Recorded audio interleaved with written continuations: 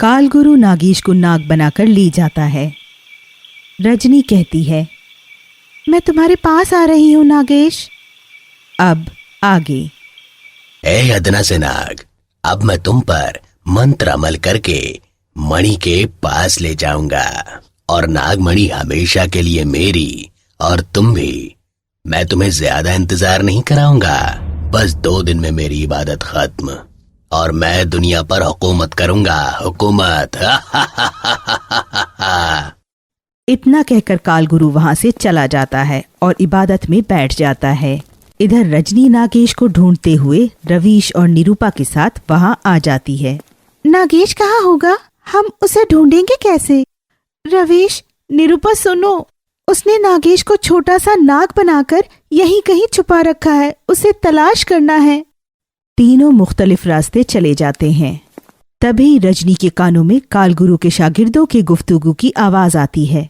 अरे तुम जानते हो, हमारे उस्ताद ने उस नाग को पिटारे में बंद कर लिया है और वो जल्द ही नागमणि को हासिल करके सबसे ताकतवर बन जाएंगे।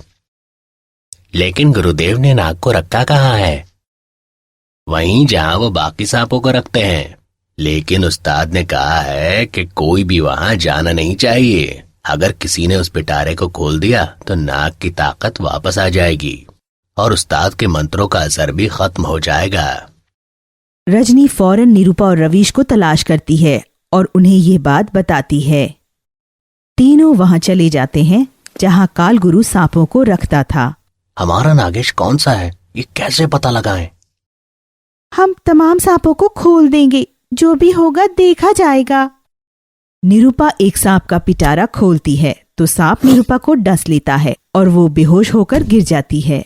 निरूपा, क्या हुआ? और निरूपा को संभालता है। मेरी फिक्र मत करो, तुम नागेश को बचाओ।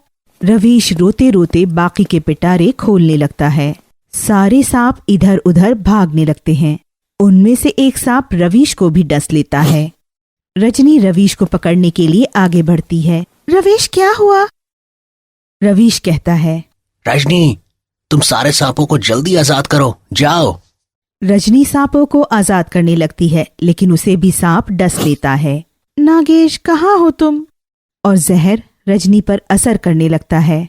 लेकिन रजनी जहर से चक्कर खाते खाते हिम्मत करके पिटारा खोलने लगती है और आखिरकार गिर जाती है। लेकिन नागेश का पिटारा भी खुल चुका होता है। नागेश निरूपा और रवीश के जहर को अपने अंदर ले लेता है और फिर रजनी के करीब आकर उसके पैर पर जहां सांप ने काटा था अपने होंठ रखकर उसका जहर भी निकाल लेता है। लेकिन इतना जहर नागेश बर्दाश्त नहीं कर पाता और वापस नाग बनकर बेहोश हो जाता है। रजनी आंखें खोलकर बोलती है, नागेश, नागेश, नागेश ने हमारा जहर अपने अंदर ले लिया है और वो बेहोश हो गया। रजनी नागेश को उठाकर भागने लगती है। चलो यहाँ से। नहीं, ये नहीं हो सकता। किसी ने मेरे सांपों को कत्ल कर दिया, मेरी इबादत में खलल पड़ गया। और उठकर उस कोठरी में जाता है तो देखकर गुस्से से भर जाता है। फिर अपने मरे पड़े दोनों सांपों को देखकर बोलता है, तो उस लड़की ने नाग को चुरा लिया और उस नाग ने मेरे सांपों को कत्ल कर दिया। मैं तुमको नहीं छोड़ूंगा, नहीं छोड़ूंगा। कालगुरु रूहानी इल्म से आंखें बंद करके उसे भागते हुए देखता है और अपनी ताकत का इस्तेमाल नागेश पर करने लगता है। रुको, नागेश को दुरुस्त करने के लिए कुछ तो करना होगा। और नागेश को जमीन पर रख देती है। लेकिन कालगुरु की ताकत से नागेश उड़कर वापस चलने लगता है। तीनों नागेश के पीछे भागने लगते हैं। नागेश जाकर कालगुरु के पास गिरता है। कहाँ जा रहा है पागल नाग? तुझे मेरी ताकत का अंदाजा नहीं है। तुझ में जो जहर गया है वो तुझे खत्म करने के लिए काफी है, पर मुझे तेरी जरूरत है, इसीलिए बचाना पड़ेगा तुझे। कालगुरु मंत्र से उस पर जहर की फूंकार मारता है जिससे नागेश का जहर उतर जाता है और वो इंसानी शक्ल में तड़पने लगता है। बस अब काफी हुआ, मैं आज ही तुम्हारे कारिंगे को नागमणि से छुआऊंगा। कालगुरु अपने शागिर्द की तरफ देखकर बोलता है, इसे उठाकर नागमणि के सामने बांध दो। और वो उसे नागमणि के सामने बांध देते हैं।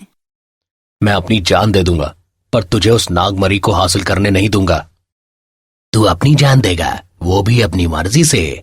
बेवकूफ, ये मत भूल कि शक्ल बदलने वाले नाग खुदकुशी नहीं कर सकते। वो अपनी मर्जी से शक्ल बदलते हैं, अपनी मर्जी से फौत नहीं होते। कालगुरु सहरसाजी करने लगता है। नागेश और भी तड़पने लगता है। रजनी, रवीश और निरूपा वहां आ जाते हैं।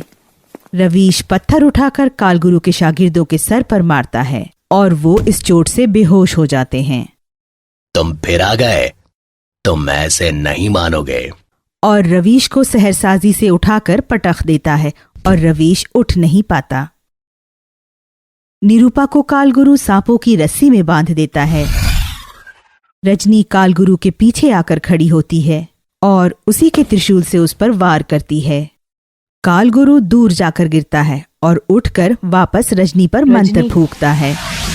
रजनी उसके इस वार से बच जाती है और वो ताकत पीछे बंधे नागेश पर चली जाती है और रजनी गुस्से से कालगुरु के करीब आकर उसे मारना चाहती है। तुझको फौत ही होना है तो जा मर। तो वो रजनी को उठाकर फेंकता है और रजनी नागमणि के ऊपर जा गिरती है। कालगुरु के गुस्से की वजह कर रजनी का नागमणि को छूना उसकी ताकत खत्म कर देता है। कालगुरु नागेश की तरफ घूमता है।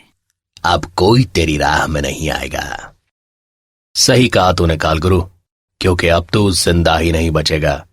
हा हा हा हा हा हा हा। कौन कत्ल करेगा मुझे, तू या ये नागों में बंधी हुई बच्ची? हा हा हा हा हा। तुझको मारेगी नरगेश। कालगुरु के पीछे रजनी एक हौलनाक नागिन में बदलने लगती है, एक अजीमुल जिस्सा नागिन। नरगिश की आंखें आज पूरी तरह लाल थीं। वो कालगुरु को अपने मुंह में पकड़कर अपने जिस्म को वसी करने लगती है, इतना वसी कि नरगिश फन से पकड़े पकड़े खुला में पहुंच जाती है और कालगुरु को वहां फेंकती है। नरगिश वापस लड़की बन जाती है। निरूपा और नागेश को कालगुरु के बंदिश से आजाद करती है।